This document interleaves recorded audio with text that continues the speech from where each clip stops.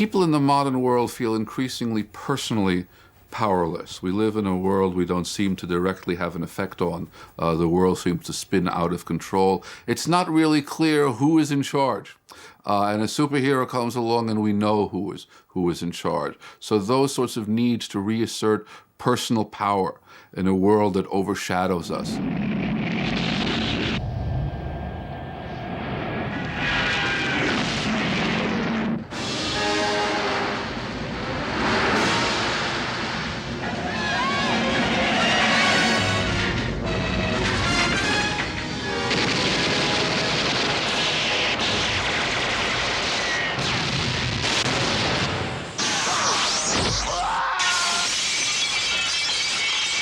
What are you? I'm Batman.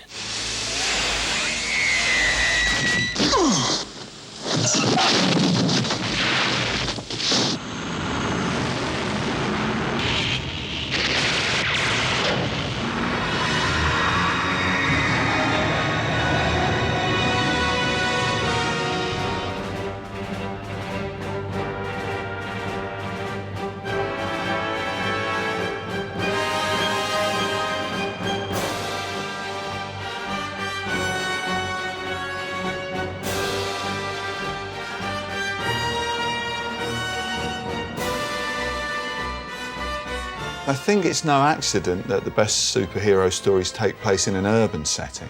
There's something about the kind of rigid, grid-like, almost prison block feeling of a modern city that responds very well to having an athletic figure freely jumping across it, you know, completely oblivious to gravity, completely oblivious to walls and everything. So yes, I mean it does work wonderfully. I remember the first time I went to New York, I was thrilled to look out across sort of lower Manhattan and see all the water towers, the cylindrical water towers on the roofs of buildings, just like Steve Ditko had drawn them in Spider-Man. Because, you know, I thought, wow, you know, this is so colourful and it's real. I used New York for the background for most of the stories because almost any type of background you wanted, you could find in New York City. It made for very interesting background material.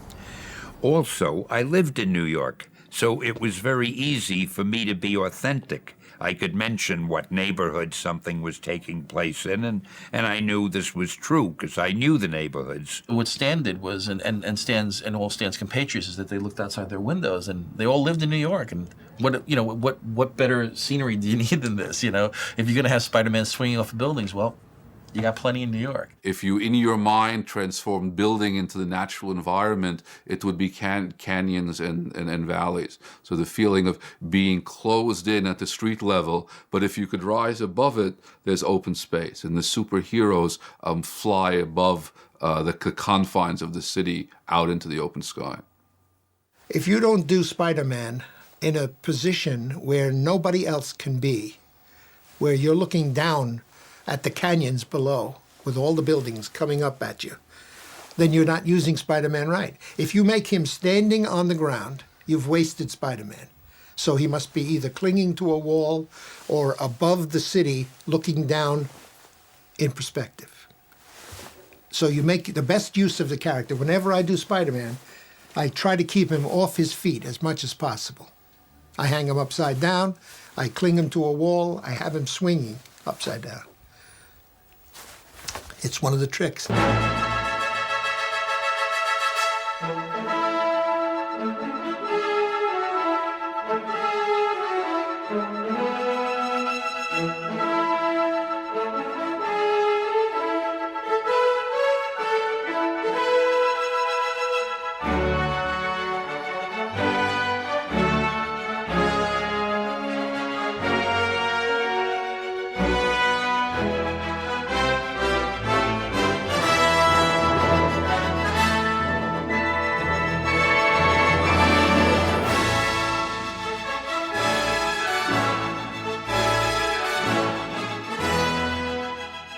Cities like New York are supposed to be representative of our greatest achievements of humanity up to this point. So therefore, that's where most things are going to be going at. So this estate of a city is to supply a place for that superhero to be at his best effect. Whereas if you take Batman and put him in where I came from, Lubbock, Texas, there's not much for him to do down there. You know, he's going to roll around looking for hillbillies to beat up. So there's not much of a point to taking characters like these urban heroes and removing them from the more developed urban society that we've come to. Superheroes seem out of place when you take them out into the middle of the countryside.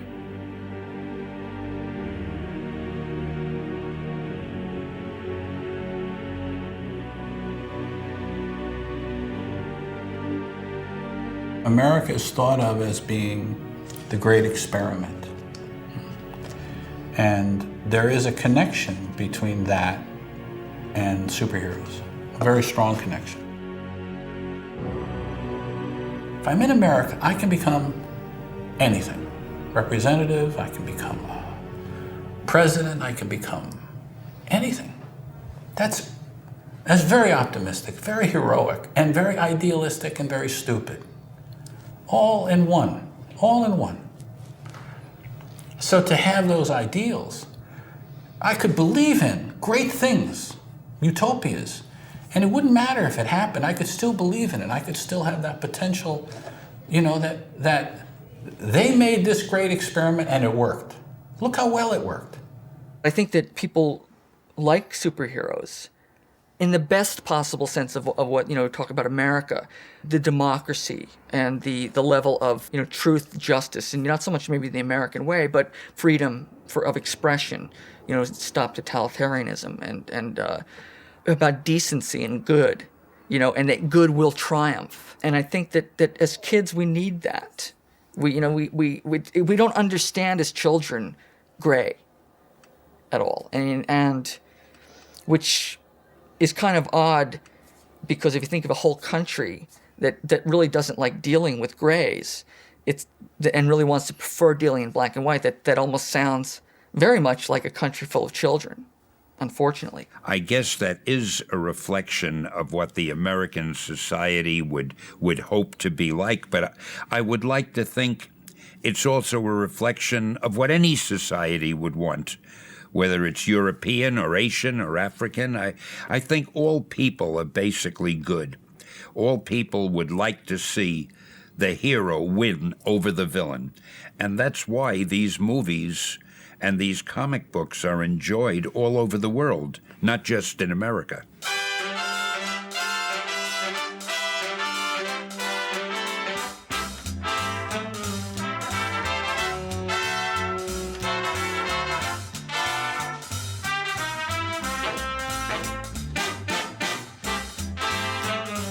Who is the most popular comic strip character in the newspapers today? I give up. It's Superman. You mean our guest tonight is Superman? No, not Superman. Our guest tonight is the man who originated Superman.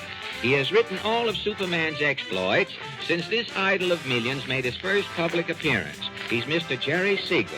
Good evening, Mr. Siegel. Good evening. So you are the man behind Superman, Mr. Siegel.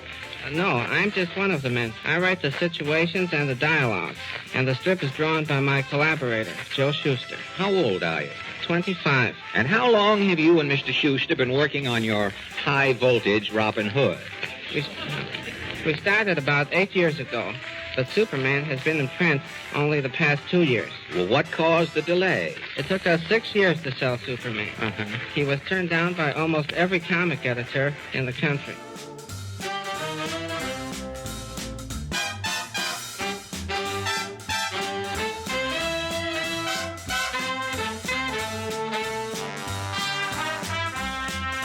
The American public first encountered its most famous superhero in June of 1938.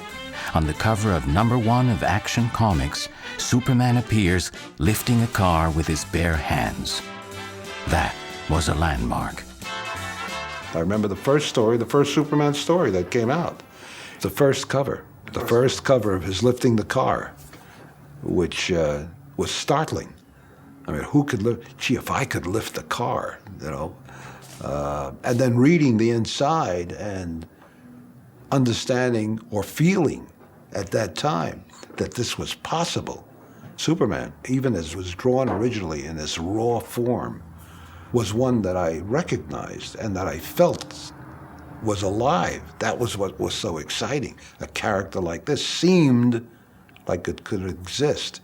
I would guess that that's probably the one superhero character that really had a tremendous effect on me, that I felt some kinship with. There were comic book heroes before that, but they were cops and detectives and pirates and cowboys and that sort of thing. Superman was the first superhero who had powers far beyond those of mortal men, as the introduction to the TV series used to say.